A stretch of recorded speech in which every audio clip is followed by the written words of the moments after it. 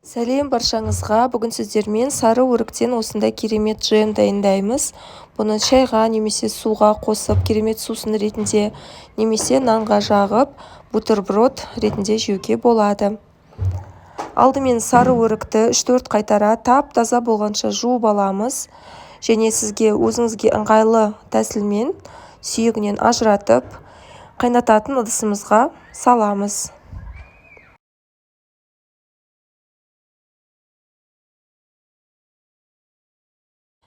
Сүйегінен тазартылған сары өрікті өлшеп аламыз. Соған 1-1 қант саламыз, яғни 1 килограмм өрікке 1 килограмм қант. Менде екеуі де 4,5 килограммнан болды. Барлығын тура өлшеп жасасаңыздар дұрыс шығады. Дәмі де жақсы болады.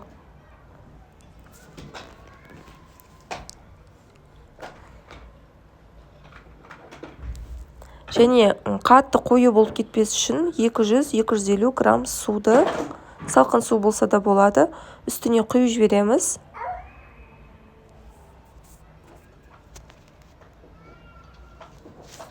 Және погружной блендердің көмегімен еземіз.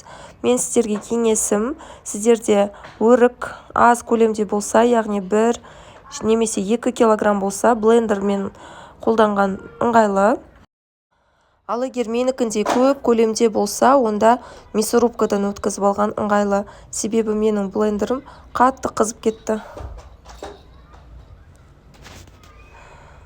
Арасында араластырып тұрамыз, астынан үстіне қарай.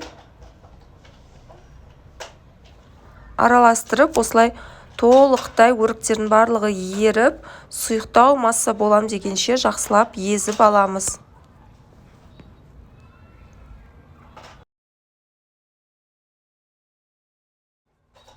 Каструлямызды қатты отқа қоямыз.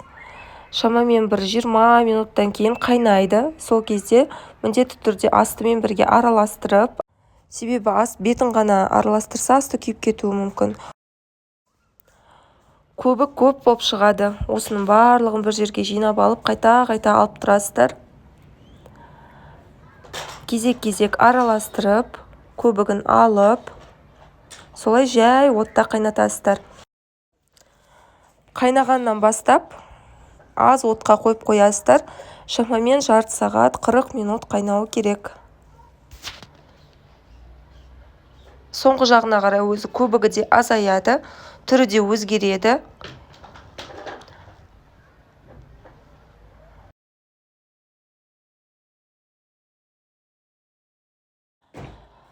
Цветі өзгеріп, бұлай жарыққа қарасаңыздар, беті жылтырап бастайды. Осындай 30-40 минуттан кейін осындай болады, өзі көбігі азайып.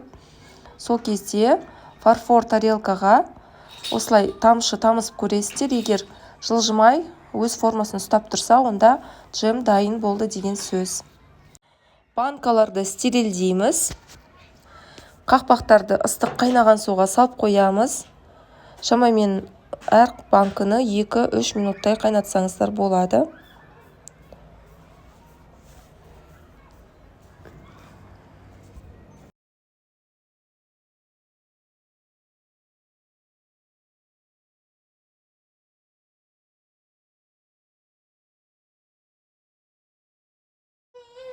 Джемді осындай банкілерге құйып шығамыз. Менде 2 литрлік банкыдан 3 банка болды, және жарты литрдей артық қалды. Оны өзіміз шаймен ішіп қойдық.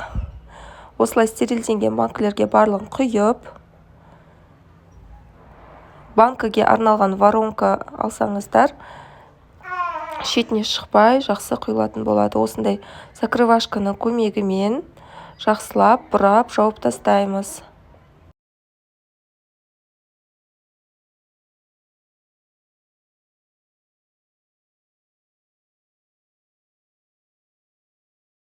Осымен біздің джем дайын. Міндетті түрде дайындап көріңіздер. Өте тәтті, балаларға сөзсіз ұнайды. Барлықтарыңызға ас болсын.